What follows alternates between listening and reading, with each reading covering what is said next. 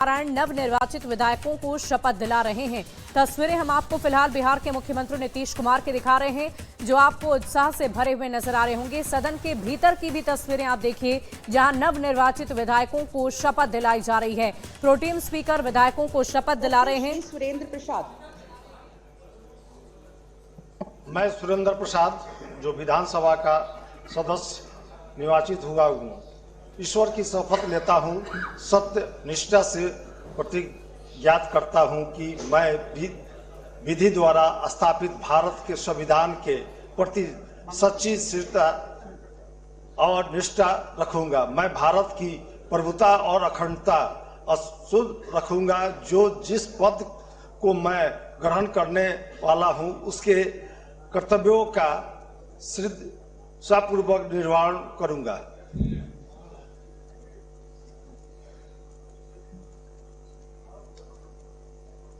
निर्वाचन क्षेत्र संख्या 2 रामनगर, माननीय सदस्य श्री नंद किशोर राम। जो विधानसभा का सदस्य निर्वाचित हुआ हूं, ईश्वर की शपथ लेता हूं कि मैं विधि द्वारा स्थापित भारत के संविधान के प्रति सच्ची श्रद्धा और निष्ठा रखूंगा। मैं भारत की प्रभुता और अखंडता अक्षुण्ण रखूंगा तथा जिस पद को मैं ग्रहण करने वाला हूं, उसके कर्तव्यों का श्रद्धापूर्वक निर्वहन करूंगा।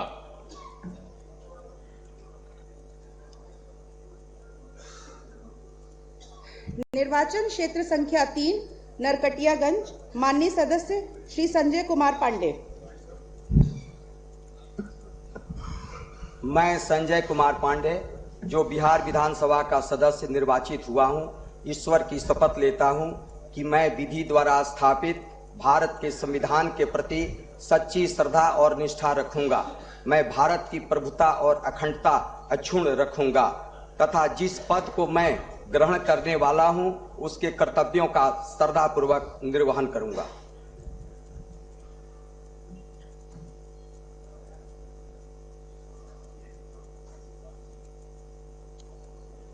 निर्वाचन क्षेत्र संख्या 4 बगहा, माननीय सदस्य श्री राम सिंह।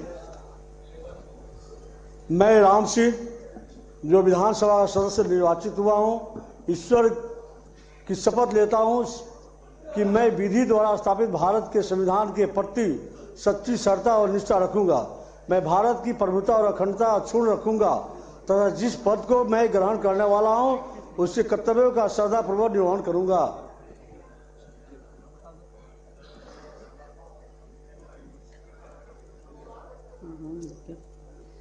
निर्वाचन क्षेत्र संख्या 5 लौरिया, माननीय सदस्य श्री विनय बिहारी।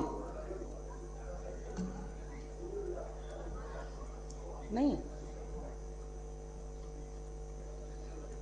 निर्वाचन क्षेत्र संख्या 7 चनपटिया, माननीय सदस्य श्री अभिषेक रंजन। मैं अभिषेक रंजन, जो विधानसभा का सदस्य निर्वाचित हुआ हूं, ईश्वर की शपथ लेता हूं, सत्य निष्ठा से प्रतिज्ञान करता हूं कि मैं विधि द्वारा स्थापित भारत के संविधान के प्रति सच्ची श्रद्धा और निष्ठा रखूंगा। मैं भारत की प्रभुता और अखंडता अक्षुण्ण रखूंगा तथा जिस पद को मैं ग्रहण करने वाला हूं, उसके कर्तव्यों का श्रद्धापूर्वक निर्वहन करूंगा।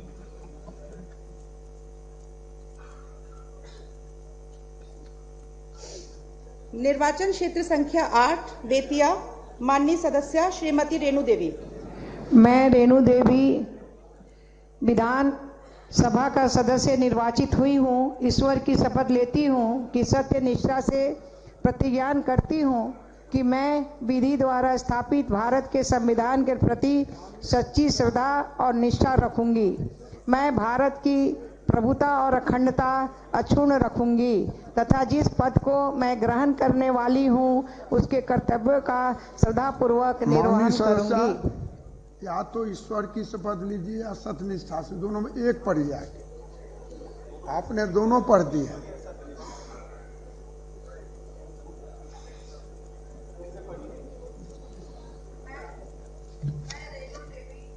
विधान सभा का सदस्य निर्वाचित हुई हूँ। सत्य निष्ठा से प्रतिज्ञान करती हूँ कि मैं ईश्वर मैं विधि द्वारा स्थापित भारत के संविधान के प्रति सच्ची श्रद्धा और निष्ठा रखूंगी। मैं भारत की प्रभुता और अखंडता अक्षुण्ण रखूंगी तथा जिस पद को मैं ग्रहण करने वाली हूं उसके और देखिए, आज बिहार विधानसभा ही नहीं बल्कि संसद में भी शीतकालीन सत्र की शुरुआत हुई है और उसी सत्र की शुरुआत से पहले प्रधानमंत्री मोदी ने संबोधित किया और इसी दौरान उन्होंने कहा कि बिहार में लोकतंत्र की बड़ी जीत हुई है। कुछ दलों को इस पराजय ने परेशान किया, कुछ दल पराजय भी नहीं पचा रहे हैं। पराजय से विपक्षी दल बेहद परेशान हैं। सत्र विजय के अहंकार में ना बदले, ये बात प्रधानमंत्री नरेंद्र मोदी ने की है। बिहार में लोकतंत्र की बड़ी जीत हुई है। प्रधानमंत्री ने संसद के शीतकालीन सत्र की शुरुआत से पहले मीडिया कर्मियों को संबोधित करने के दौरान इन बातों का जिक्र किया। दरअसल बिहार में एनडीए को भारी बहुमत के साथ जीत मिली और इसी पर चर्चा आज प्रधानमंत्री नरेंद्र मोदी ने सदन के बाहर भी की। निकल करके आए और दुर्भाग्य है कि एक आध दो दल तो ऐसे हैं कि वो पराजय भी नहीं पचा पाते। और मैं सोच रहा था बिहार के नतीजे इतना समय हो गया है तो अब थोड़ा संभल गए होंगे, लेकिन कल जो मैं बयानबाजी सुन रहा हूं उनकी, तो उसे लगता है कि पराजय ने उनको परेशान करके रखा है। ड्रामा करने के लिए जगह बहुत होती है, जिसको करना है करते रहें।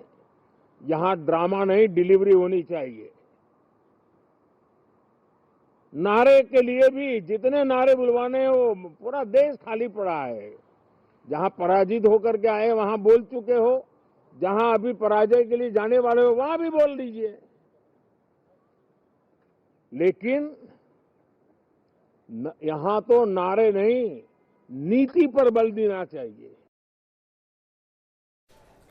और जेडीयू के राष्ट्रीय कार्यकारी अध्यक्ष संजय झा ने भी संसद में शीतकालीन सत्र शुरू होने से पहले एक बयान दिया। उन्होंने कहा कि पिछली दफा भी एसआईआर को लेकर सदन में खूब हंगामा हुआ, लेकिन इसका कोई असर चुनाव में देखने को नहीं मिला। जनता ने भारी बहुमत के साथ एनडीए को जीत दिलाई। राहुल गांधी मुद्दा विहीन है और इसीलिए इस तरह की बातों की चर्चा करते हैं। क्या कुछ कह रहे हैं संजय झा, आपको सुनवाते हैं। कार्यकारी अध्यक्ष और राज्यसभा सांसद संजय झा से। संजय झा जी, आज से शीतकालीन सत्र की शुरुआत हो रही है, लेकिन विपक्ष की पूरी तैयारी है सरकार को घेरने की, एनडीए को घेरने की। एसआईआर का मुद्दा फिर से उठाया जा रहा है। आप मुझे एक बात बताइए, पिछले हाउस को भी पूरा खत्म कर दिया एसआईआर के नाम पर। एसआईआर हो रहा था बिहार में, पूरा एसआईआर का काम बिहार में हुआ। इलेक्शन कमीशन बार बार बोलता हर एक पार्टी को, हम लोग भी अपने पार्टी में रिव्यू करते रहे कि आपका कोई भी कंप्लेन है, किसी का नाम काट दिया गया है तो आप आके बताइए। एक केस कोई पार्टी लेके नहीं गई। उसके बाद एसआईआर का एक्सरसाइज के बाद बिहार में इतना बड़ा चुनाव हो गया। इतने बड़े चुनाव में बिहार में एक बूथ पर कोई कंप्लेन मिला हो कि हमारा वोट काट दिया गया, अब इससे बड़ा एग्जाम्पल तो नहीं हो सकता। एक जगह रिपोलिंग नहीं हुआ, एक जगह कोई वायलेंस नहीं हुआ। जो इशू नहीं है, जो संविधान का किताब लेके घूमते हैं, जो संवैधानिक इंस्टीट्यूशन है इलेक्शन कमीशन, उसी को कंडेम करने में लगे हुए। मुझे नहीं लगता है कि लोगों में इसका कोई ट्रैक्शन है। बिहार ने ये बात दिखा दिया है, एसआईआर के मुद्दे पर बिहार ने मोहर लगा दी है इस चुनाव में। हम लोग आते हैं पार्लियामेंट में जो पब्लिक इंटरेस्ट का इशू है, वो लोग चाहते हैं कि वहाँ रेज हो। एमपीज भी चाहता है इस मुद्दा को रेज किया जाए, लेकिन हमको नहीं लगता है कि उनका ये कंसर्न है और इसीलिए विपक्ष का ये हाल हुआ है। मैंने कहा ना आपको कि बिहार से बड़ा एग्जाम्पल एसआईआर से बिहार में हुआ। आखिर में एक सवाल, बिहार विधानसभा का सत्र शुरू हो रहा है, नई सरकार बनने के बाद ये पहला सत्र है। किस तरह से आप लोगों की अपेक्षाओं पर, आकांक्षाओं पर खरे उतरने का प्रयास करेंगे बिहार में? देखिए, हम लोग का 20 साल का ट्रैक रिकॉर्ड है नीतीश जी का, और नीतीश जी ने 20 साल के कामकाज में ये प्रूव किया है कि लोगों का विश्वास जीता है कि जो हम बोलते हैं वो करते हैं। हम कोई डपोर संखी कमिटमेंट तो करते नहीं, जो हम वही कमिटमेंट करते हैं पब्लिक में जा करके जो हम पूरा करें। और क्योंकि डबल इंजन की सरकार भी है और आज से विधानसभा शुरू है, तो जो भी हमने अपने मैनिफेस्टो में हम लोगों ने प्रॉमिस किया है और उस पर पहले जो हुआ था अभी कैबिनेट, पहला कैबिनेट इस सरकार का, उसमें वो रिफ्लेक्शन भी आ गया। जो हम लोगों ने कहा 1 करोड़ नौकरी और रोजगार देंगे, उस पर भी काम शुरू हो गया। बहुत बहुत धन्यवाद। तो ये थे जेडीयू के राष्ट्रीय कार्यकारी अध्यक्ष और राज्यसभा सांसद संजय झा। कैमरामैन अपू पाठक के साथ अमितेश सिंह, न्यूज 18 दिल्ली।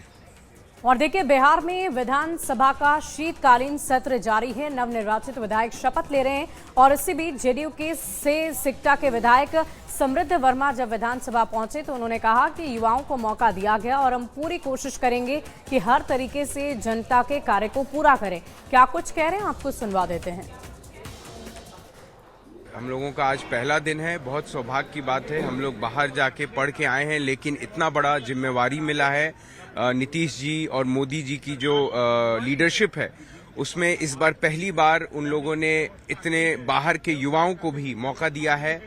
हम लोग पूरी निष्ठा से उन लोगों के गाइडेंस में अपने अपने क्षेत्र में विकास का काम करेंगे और मोदी 2.0, नीतीश 2.0 का, पूरा बिहार 2.0 का एक नया चेहरा लाएंगे। और देखिए, 18वीं विधानसभा सत्र के लिए सत्ता पक्ष और विपक्ष दोनों के ही विधायक काफी उत्साहित हैं और कहा है कि ये सत्र काफी ज्यादा महत्वपूर्ण है। और इसी बीच आरोप प्रत्यारोप का दौर भी जारी है। क्या कुछ कह रहे हैं अलग अलग दल के विधायक, आप सुनिए। निश्चित रूप से बहुत बड़ी जिम्मेदारी है और जनता ने आशीर्वाद भी दिया है एनडीए को और उस पर खरा उतरने का उस पर समय आ गया है। उस पर हम लोग जीत मिली, आपको क्या लगता है इसकी वजह क्या है? नहीं, वजह काम, सभी वर्गों का काम, यही वजह है और उस पर खरा उतरने का समय है। बहुत अपार प्रसन्नता हो रही है और अपने माननीय मुख्यमंत्री नीतीश कुमार जी के नेतृत्व में हम लोग जीतकर चुनाव आए हैं और उनके सानिध्य में फिर राजनीति करने का मौका मिला है और इस बार सत्र में अच्छे माहौल भी हैं और अच्छे ढंग से अच्छे कानून और विधेयक भी पास होंगे। बिल्कुल, आज से सत्र का 5 दिवसीय सत्र का शुरुआत हो रही है। ये सत्र जो है बहुत ही महत्वपूर्ण सत्र है। जो नर्म निर्वाचित जो विधायकगण हैं उनकी शपथ होना है और हमें तो अपेक्षा रहेगा विरोधी माने विपक्ष से भी कि जो जनहित के कार्यों में सहयोग करे, सकारात्मक रवैया रखें। राष्ट्रीय जनता दल महागठबंधन संघर्षों में विश्वास करता है और हम लोग संघर्ष करने वाले लोग हैं। गरीबों की आवाज है और इस आवाज को सदन के अंदर आंकड़े कम मिले हैं। निश्चित तौर पर हौसले बुलंद है और पूरी ताकत के साथ बिहार का जो जनमानस का समस्या है उस समस्या को लेकर लड़ेंगे। आज का सेशन तो खैर शपथ ग्रहण का है, लेकिन इसके बाद जो भी बातें होंगी हम लोग मजबूती से उठाएंगे। जो भी जनहित के मुद्दे होंगे, संख्या कम होने से क्या होता है, जो भी वैसे लोग जो सरकार के नीतियों के खिलाफ रहेंगे उनका आवाज विपक्ष बनता है और हम लोग सारी बातों को जो भी संख्या बल है उसी में हम लोग मजबूती से उठाएंगे। एकदम अच्छा है और अच्छा रहेगा। विपक्ष तो ना के बराबर है। विपक्ष तो जो उसी के दल के लोग उसको जो शराब पे उतना जगह पर पहुंच गया। कहा विपक्ष के लोग कह रहे हैं कि जंगल में शेर एक होता है, गिद्धों की संख्या ज्यादा होती है। हाँ, वो शेर है, गिद्धर अब भीतर जाने वाले हैं, घबराइए नहीं। और देखिए, आईपीएस से विधायक बनने के बाद बक्सर से आपको बता दें कि विधायक जी जब विधानमंडल पहुंचे तो उन्होंने साफ शब्दों में कहा कि आईपीएस जब हम थे कि तो उस दौरान जैसे हमने जनता की सेवा की, उससे जो अनुभव हमें हुआ है वैसी ही सेवा अब हम विधायक बनने के बाद भी जनता की करेंगे। क्या कुछ कह रहे हैं, आपको सुनवाते हैं। से विधायक बनने के बाद आनंद मिश्रा पहली बार जो है वो सदन पहुंचे हैं। आज वोट लेंगे। आनंद जी, पहले तो बधाई। और आपने जो संकल्प लिया था सदन पहुंचने का, वो आपने देखिए, संकल्प ऐसा नहीं था कि सदन पहुंचने का संकल्प है, एक विकसित बक्सर बनाने का संकल्प है, विकसित बिहार में अपना हाथ लगाने का, विकसित भारत का जो माननीय प्रधानमंत्री का सपना है उसका एक छोटा सिपाही बनने का। तो ये उसका ही एक पार्ट है। तो ये मेरे लिए बहुत कृतज्ञता का वक्त है, कृतज्ञता से मन भरा हुआ है और पूरा यकीन है कि यहाँ पे हम लोग हर एक आदमी जो हम लोग यहाँ पे पहुंचे जनहित जन सेवा भाव से यहाँ पे एक मिनट विधानसभा का हम लोग लोगों के लिए, लोगों के इश्यूज को सॉल्व करने के लिए उठाएंगे। लेकिन अब तक बतौर आईपीएस जो है वो आप देश की सेवा कर रहे थे, अब विधायक के तौर पे अपने क्षेत्र की, अपनी देश की सेवा करेंगे। मुझे पूरा यकीन है कि बतौर आईपीएस जो भी मेरा अनुभव रहा प्रशासनिक या शासन के साथ मिलकर, उस पूरे अनुभव को आज हम जनहित में और आगे इस राजनीतिक और शासनिक व्यवस्था में उस अनुभव का बहुत ही सकारात्मक इस्तेमाल कर पाएंगे। तो ये थे हमारे साथ आनंद मिश्रा, विधायक बन के सदन पहुंचे हैं। अमित कुमार। और देखिए, महिषी से आरजेडी विधायक बिल्कुल अलग अंदाज में विधानसभा पहुंचे। हवाई चप्पल और ऑटो से उतरते नजर आए, जिस पर उन्होंने मीडिया कर्मियों से बातचीत करते हुए कहा कि जनहित के मुद्दों को आज सदन में उठाना है। और ये तस्वीरें हम आपको दिखा रहे हैं। जब उनसे पूछा गया तो वो कह रहे हैं कि चप्पल में विधानसभा आने को लेकर उन्होंने कहा कि मुझे चप्पल में कंफर्टेबल फील होता है और इसीलिए मैं चप्पल पहनकर आया हूँ।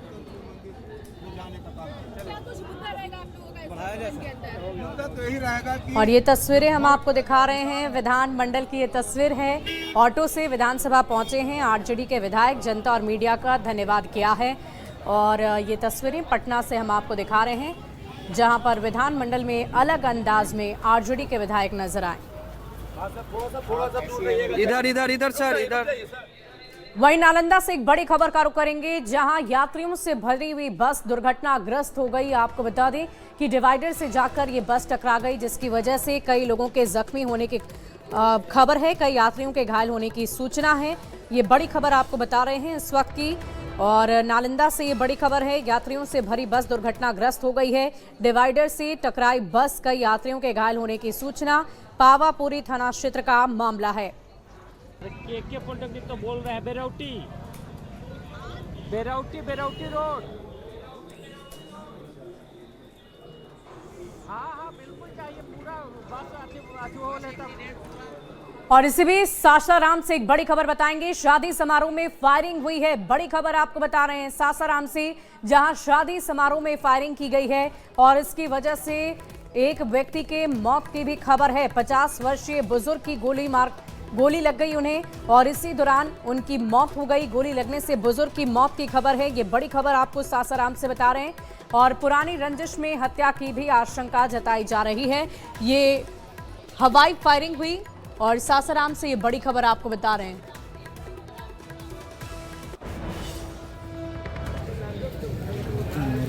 इसी में गांव के ही 4 लोग आए और उसको ब्रस्ट फायरिंग करने लगे, जिनसे उन लोग एक गोली उनके छाती में लग गई। तो उनके जो एक अपने भाई हैं छोटे वाले चंदन कुमार गौतम, वो दौड़ते दौड़ते हम लोग पता है कहें कि भैया गोली लग गया। हम लोग दौड़ते दौड़ते जाकर देख रहे हैं तो गिरे हुए थे। आनंद फानंद में हम लोग उनको हॉस्पिटल ले गए, जमुआर मेडिकल हॉस्पिटल, जहाँ पे उनको मृत्यु घोषित कर दिया गया। और इस बीच आपको मोतिहारी से बड़ी खबर बताएं, जहां दबंगों ने परिवार पर हमला कर दिया है। आपको बता दें कि पुराने विवाद में यह हमला हुआ है, परिवारजनों पर हमला किया गया। गन्ना विवाद को लेकर हमला हुआ, पूरा परिवार बुरी तरह से जख्मी है। दंपति 2 नाबालिग बेटी से मारपीट हुई है। घायलों का सदर अस्पताल में इलाज जारी है। पीड़ित परिवार ने थाने में FIR दर्ज की है। आरोपियों पर जल्द से जल्द कार्रवाई करने की मांग की। सुगौली थाना क्षेत्र का ये मामला बताया जा रहा है।